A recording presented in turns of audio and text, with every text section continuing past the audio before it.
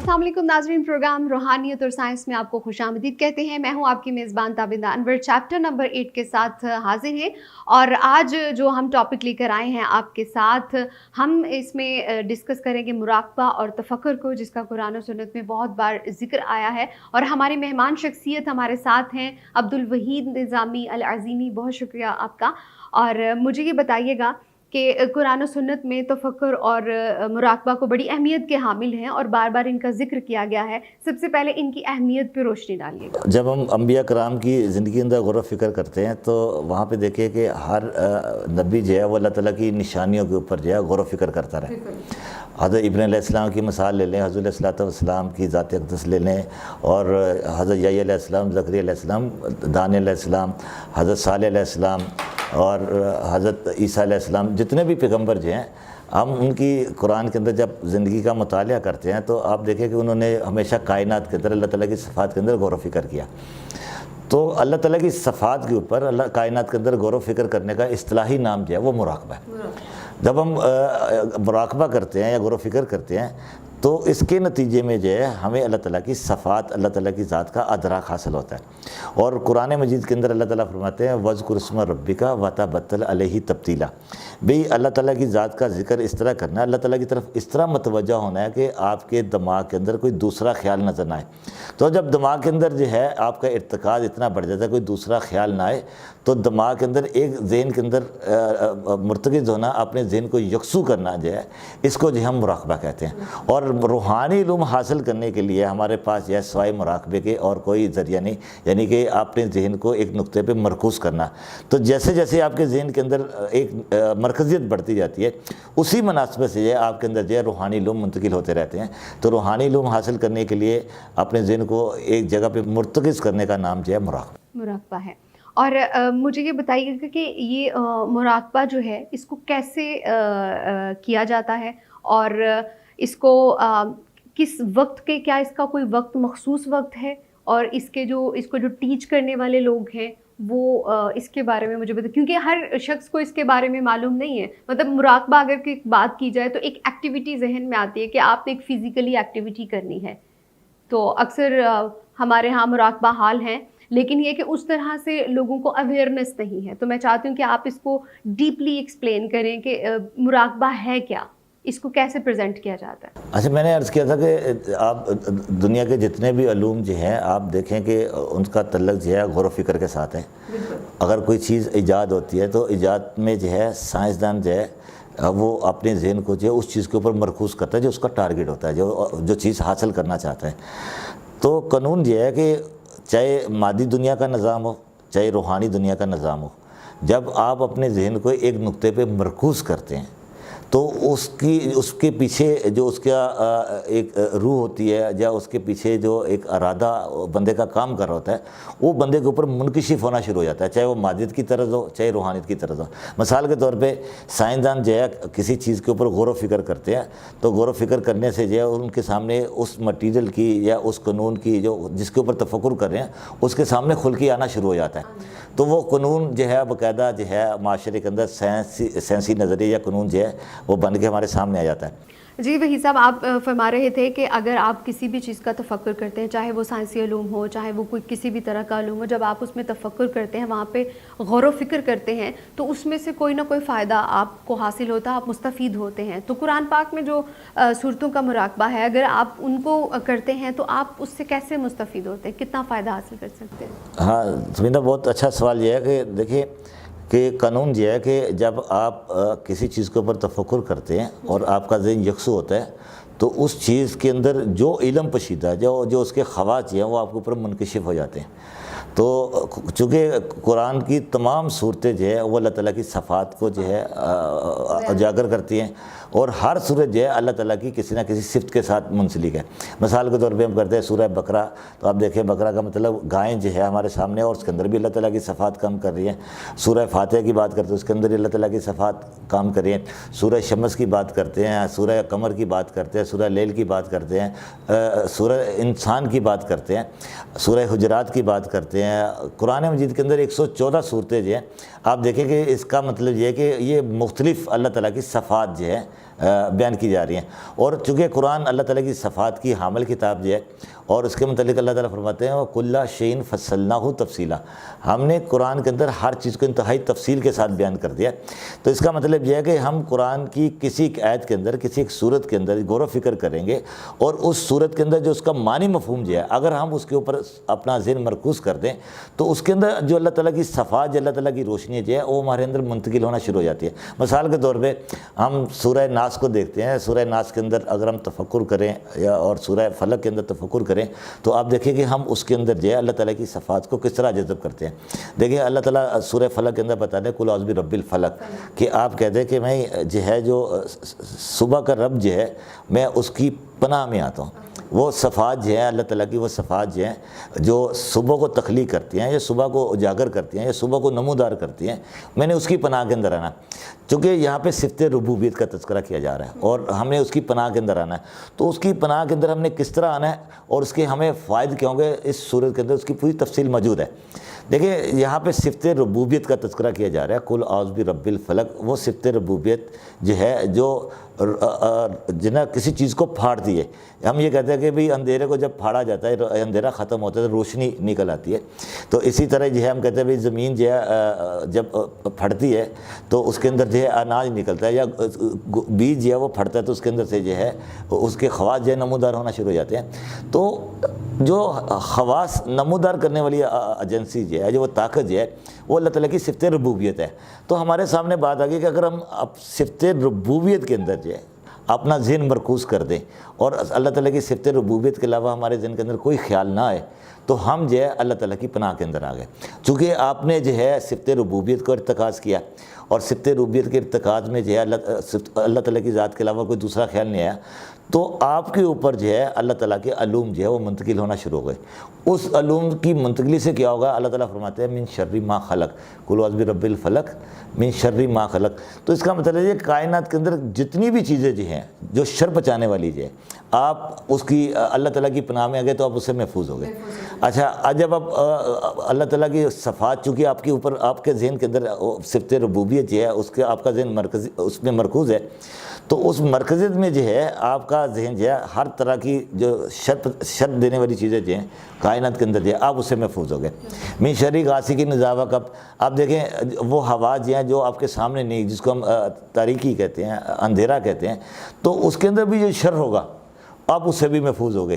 دیکھیں مراقبہ جو ہے صفت ربوبیت کا کر رہے ہیں، اور صفت ربوبیت جو ہے آپ کو کیا بینیفٹ دے رہی ہے کہ کائنات کے اندر جو تخلیقات آپ اس کے شر سے بچ گئے، جو آپ کے حواس کے اندر تخلیقات نہیں آ رہی آپ اس کے شر سے بچ گئے.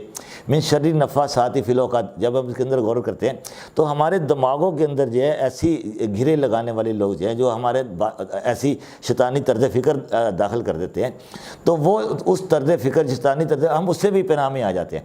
ہم یہ کہتے ہیں کہ دماغ کے اندر کوئی ایسی بد عقیدگی ڈال دی، جب دماغ کے اندر وسوسہ ڈال دیا ہے، یا دماغ کے اندر جو ہے شیطانی چیزیں ڈال دی، تو شیطان کے جب دماغ کے اندر دماغ کسی چیز کو قبول کر لیتا ہے تو ہم کہتے ہیں اس کا عقد لگ گیا، وہ جو ہے وہاں پہ باندھا گیا، یا اس کے دماغ کے اندر گرہ لگ گئی، جس کو ہم وسوسہ کہتے ہیں، یا جس کو ہم جو ہے اپنا بد عقیدگی کہتے ہیں، یا اللہ سے دوری کہتے ہیں. تو آپ صفت ربوبیت کا مراقبہ کرتے ہوئے اس شر سے بھی بچ جاتے ہیں. اب اللہ تعالیٰ کے فرماتے ہیں من شر حاسد اذا حسد. بھئی آپ دیکھیں جب آپ اللہ تعالیٰ آپ کو اپنی صلاحیتوں سے نوازتا ہے تو آپ کے حاسد لوگ بھی پیدا ہو جاتے ہیں. تو اللہ تعالیٰ فرماتے ہیں کہ جو حسد کرنے والے لوگ جو ہیں آپ ان کے حسد سے بھی بچ جاتے ہیں. لیکن بچ کس طرح جاتے ہیں کہ آپ نے اپنا ارتکاز جو ہے صفت ربوبیت کے اندر جو ہے اتارا ہوا ہے. تو جب ہم صفت ربوبیت کو جو ہے سامنے رکھتے ہوئے ارتکاز کرتے ہیں تو اللہ تعالیٰ کی وہ تخلیقی علوم جو ہیں جو کائنات کے اندر صفت ربوبیت کی شکل میں کام کریں ہمارے اوپر منکشف ہونا شروع ہو جاتے ہیں.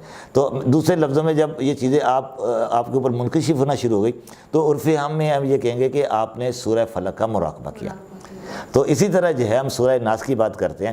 سورہ ناس کے اندر دیکھیں اللہ تعالیٰ جو ہے اپنی 3 صفات کا تذکرہ کر رہا ہے، اور 3 صفات جو ہیں اسے اس میں اپنی توجہ جو مرکوز کرنی ہے. اللہ تعالیٰ فرماتے ہیں قل اعوذ برب الناس، کہو میں پناہ میں آتا ہوں جو انسانوں کا رب جو ہے.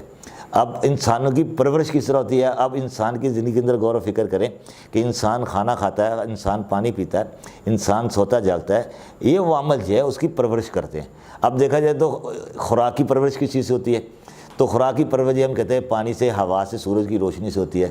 سورج کی روشنی اور ہوا کی پرورش کس سے ہوتی ہے؟ تو ہم پس پردہ اس نظام کے اندر جتنا تفکر کریں گے تو آپ کو جو ہے روشنی، نور اور اللہ تعالیٰ کی صفات یا تجلی جو ہے وہ سامنے آئے گی. تو آپ دیکھیں کہ جب آپ صفت ربوبیت کا انسان کے اوپر غور و فکر کر رہے ہیں، جو انسانوں کا جو پروردگار جو ہے اس کے اوپر آپ غور و فکر کر رہے ہیں، تو انسان کی پرورش سے لے کے اس سارے نظام کے پس پردہ جو اللہ تعالیٰ کا نظام کام کر رہا ہے، تو آپ صفت ربوبیت کے ساتھ اس کے ساتھ اٹیچ ہو جاتے ہیں. اب آپ کی توجہ جو ہے صفت ربوبیت کی طرف ہے، آپ کا ارتکاز بھی صفت ربوبیت کی طرف ہے. تو اس کے نتیجے میں یہ کیا ہوگا کہ اللہ تعالیٰ کی تمام صفات جو کائنات کے اندر کام کری ہے وہ آپ کے اوپر منکشف ہو گئی. اس کے بعد اللہ تعالیٰ فرماتے ہیں مالک الناس. اب جو ہے کہ جو انسانوں کا مالک ہے، آپ دیکھیں انسان جب تخلیق ہوتا ہے، انسان کی پرورش ہو گئی، تو جو پرورش کرنے والا جو ہے اصل میں اسی چیز کا وہ مالک بھی ہے. تو انسانوں کی پرورش اللہ تعالیٰ نے کی ہے، تو انسانوں کا مالک بھی اللہ تعالیٰ کی ذات ہی ہوئی. تو اب یہ کہ ہم جب کہتے ہیں الہ الناس، انسانوں کا معبود ہے، تو انسان جو ہے اپنی ضرورتیں پوری کرنے کے لیے جس ہستی کی طرف متوجہ تھا وہ اس کا معبود ہوتا ہے. آپ دیکھیں کہ آپ مسلسل اللہ تعالیٰ کی صفت ربوبیت کے ساتھ اٹیچ ہیں، صفت ملکیت کے ساتھ اٹیچ ہیں اور صفت معبودیت کے ساتھ اٹیچ ہیں. تو یہ تین صفات جو ہے اللہ تعالیٰ کی جو ہے، جب آپ اس کا ارتکاز اتنا بڑھ جاتا ہے، آپ کا جو ہے مراقبہ اتنا زیادہ ان صفات کے اندر مضبوط ہو جاتا ہے، تو اس کے نتیجے میں یہ ہوگا کہ آپ کے اندر من شر الوسواس الخناس الذی یوسوس فی صدور الناس من الجنۃ والناس، تو آپ کے دماغوں کے اندر جو وسوسہ جو ہے جو اللہ تعالیٰ کی ذات سے دور کرتا ہے، آپ اس سے ہمیشہ کے لیے محفوظ ہو گئے. دیکھیں سورہ فلق کے اندر جو ہے اللہ تعالیٰ نے اپنی ایک صفت بیان کی ہے، صفت فلق جو ہے، صفت جو ہے جو صفت ربوبیت جو فلق کو تیار کرتی ہے. لیکن ایک اللہ تعالیٰ کی صفت ربوبیت جو فلق کو جو ہے بناتی ہے، اس کی پناہ کے اندر آنے میں، اس میں مرکزیت جو ہے لگانے سے جو ہے آپ کائنات کے اندر کسی قسم کے بھی شر جو ہیں آپ اس سے محفوظ ہو گئے. لیکن سورہ ناس کے اندر جو ہے آپ کو جو ہے وسوسے سے بچنے کے لیے جو ہے آپ کو تین طاقتیں چاہیے یا تین ایجنسیاں چاہیے. ایک اللہ تعالیٰ کی صفت ربوبیت چاہیے، آپ کو صفت ملکیت چاہیے اور صفت معبودیت چاہیے.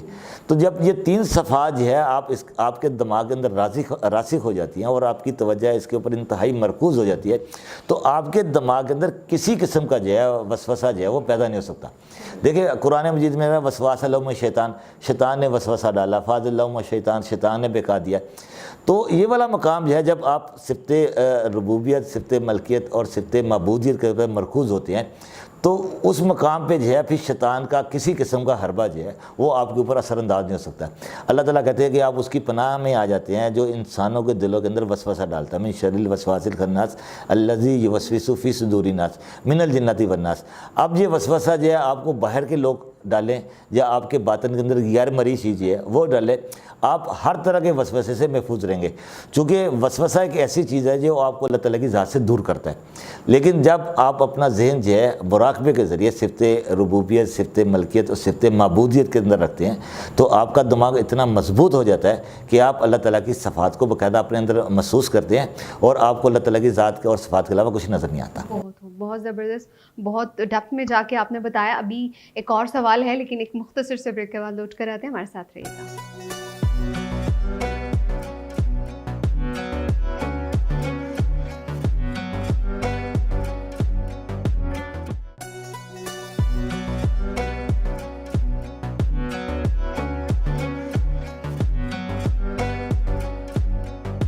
ویلکم بیک ناظرین. بہت ہی خوبصورت بات آپ نے کہی وحید صاحب.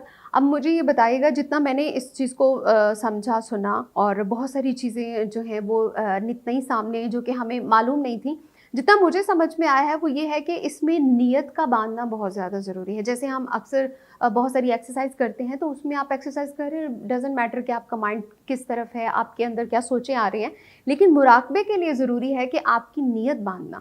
اس پر تھوڑا سا ایکسپلین. دیکھیں میں نے شروع میں عرض کیا تھا کہ جو ہے آپ کا جو ٹارگٹ جو ہے، جو آپ کا ارادہ جو ہے، اس میں آپ کی توجہ جو ہے وہ مرکوز ہونی چاہیے. تو جتنی زیادہ توجہ مرکوز ہوگی اسی مناسبت سے جو ہے مراقبے کے اثرات جو ہے آپ کے اوپر وارد ہوں گے. اور مراقبہ جو ہے ہماری نجی زندگی کے اندر بھی جو ہے اس کا عمل دخل اسی طرح ہے جیسے روحانی زندگی کے اندر ہے. مثال کے طور پہ جو ہے آپ ہانڈی روٹی کرتی ہیں تو اگر آپ کی توجہ جو ہے ہانڈی روٹی کرنے کی طرف نہیں ہے تو آپ کا کھانا اچھا تیار نہیں ہوگا. اس کا مطلب یہ ہے کہ اگر آپ ذہنی ارتکاز کے ساتھ جو ہے اچھے طریقے سے کھانا پکاتی ہیں تو آپ دیکھیں کھانے کے اندر ٹیسٹ بھی ہوگا, کھانا بہت اچھا بھی پکے گا اور اس میں جو ہے آپ کی صلاحیتیں بھی سامنے آئیں گی. اسی طرح مادی دنیا کے اندر ہم کہتے ہیں بندہ ٹیلر ماسٹر ہے, کپڑے سی رہا ہے, تو اگر اس کی توجہ پراپر کپڑے سینے کے اندر نہ ہو تو دیکھیں کہ اچھا رزلٹ نہیں گا, کپڑے خراب ہوں گے اور جو ہے نقصان بھی ہوگا. آپ جو ہے مصوری کو لے لیں, اگر مصور ذہنی ارتکاز کے ساتھ تصویر نہیں بناتا تو اس کے رزلٹ بھی اچھے نہیں نکلیں گے.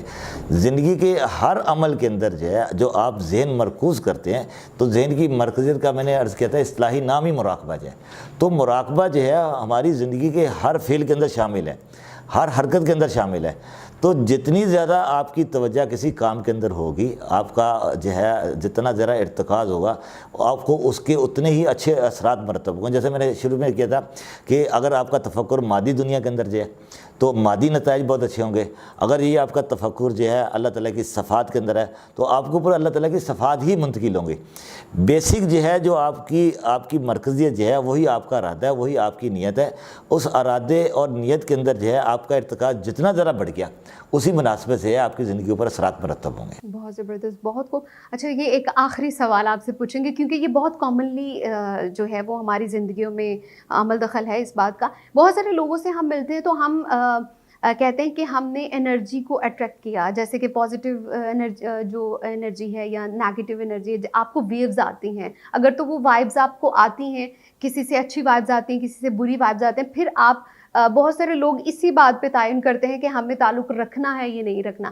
تو یہ جو پازیٹیو وائبز اور نیگیٹو وائبز ہیں اس پر تھوڑی سی روشنی ڈال دیجیے گا, پھر ہم آپ کو اجازت دیں گے. ہاں نہیں تو اب دیکھیں کہ جب ہم معاشرے کے اندر دیکھتے ہیں بہت سارے لوگوں کا چہرہ جو ہے, بہت سارے لوگوں کا رویہ جو ہے وہ آپ کے سامنے آتا ہے تو رویے اور چہرے میں جو ہے جو ریز نکلتی ہے آپ فوری جج کر لیتے ہیں کہ اس بندے کی پرسنالٹی کیسی ہے. دیکھیں یہ والی صلاحیت اگر میں کہوں کہ ہر بندے کے اندر نہیں ہوتی کہ کسی بندے کو جج کرنا چاہے, لیکن اگر کوئی بندہ جو ہے اپنا ذہن اللہ تعالیٰ کی طرف رکھتا ہے اور اس کی اپنے جو اللہ تعالیٰ کے احکامات کے اوپر عمل کرتا ہے تو خود بخود جو ہے اس کے اندر ایک ایسا سسٹم ڈیولپ ہو جاتا ہے جس کو ہم مکاشفہ کہتے ہیں, الہام کہتے ہیں, یا جو ہے اپنا انکشاف کی صلاحیت کہتے ہیں. وہ کسی بھی بندے کو دیکھ کے جو اس کے اوپر منکشف ہو سکتی ہے. بیسک اس کے لیے شرط یہ ہے کہ صلاحیت کو حاصل کرنے کے لیے آپ کا ذہن اللہ تعالیٰ کی ذات کی طرف زیادہ سے زیادہ رہنا چاہیے.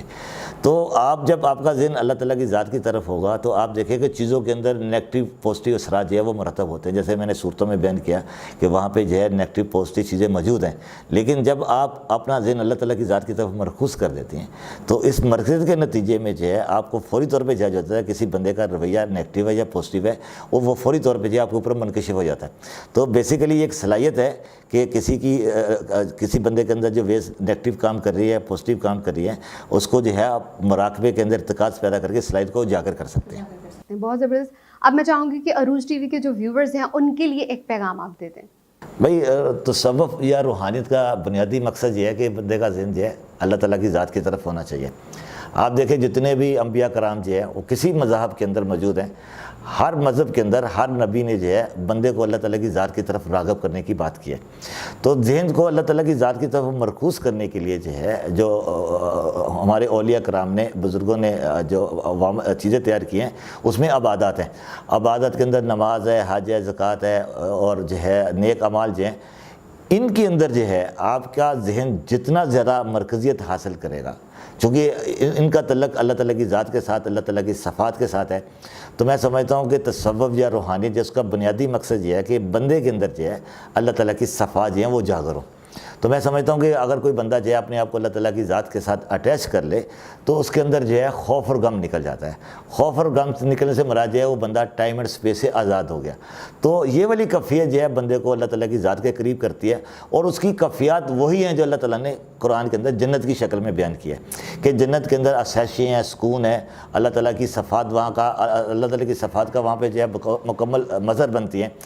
تو کوئی بھی سالک جو ہے جب اپنا ذہن کے اندر اللہ تعالیٰ کی ذات کو سامنے رکھتے ہوئے جو بھی عمل کرے گا، جو بھی کوشش کرے گا، اس کے اوپر اللہ تعالیٰ کی صفات منتقل ہوں گی. اس منتقلی میں جو ہے بندہ خوف اور غم سے آزاد زندگی گزارتا ہے. اللہ تعالیٰ آپ سب کو خوش رکھے. بہت شکریہ. بہت شکریہ وحید صاحب آپ کے وقت کا. اور ناظرین، ہمارے ساتھ ہمارے مہمان شخصیت روحانی اسکالر عبدالوحید نظامی العظیمی موجود تھے، جنہوں نے بہت ہی خوبصورتی کے ساتھ اور بہت ہی منجے ہوئے الفاظ میں اور جامع الفاظ میں اپنا پیغام آپ تک پہنچایا. اور مجھے امید ہے کہ آپ اس سے مستفید ہوں گے. اور مقصد حیات بھی یہی ہے کہ ہم اللہ تعالیٰ کی قربت حاصل کریں، چاہے کسی بھی طرح سے. ہر ایک اپنے اپنے انداز سے جو ہے وہ اللہ تعالیٰ کی قربت کو حاصل کرے، تاکہ ہم اپنی زندگی یہاں پر اس دنیا میں آنے کے مقصد کو سمجھ سکیں. اور یہ جو ایک انرجی سے بھرپور پروگرام تھا، ایک انفارمیٹیو سا پروگرام تھا، امید ہے کہ آپ کو بہت اچھا لگے گا. آپ اس کے بارے میں کوئی کچھ پوچھنا چاہیں تو آپ ہمارے یوٹیوب کے چینل پہ کمنٹ کر سکتے ہیں، ہم آپ کو رسپانس کریں گے. اپنا بہت سارا خیال رکھیے گا. انشاءاللہ پھر آپ سے ملاقات ہوگی. اللہ حافظ. اللہ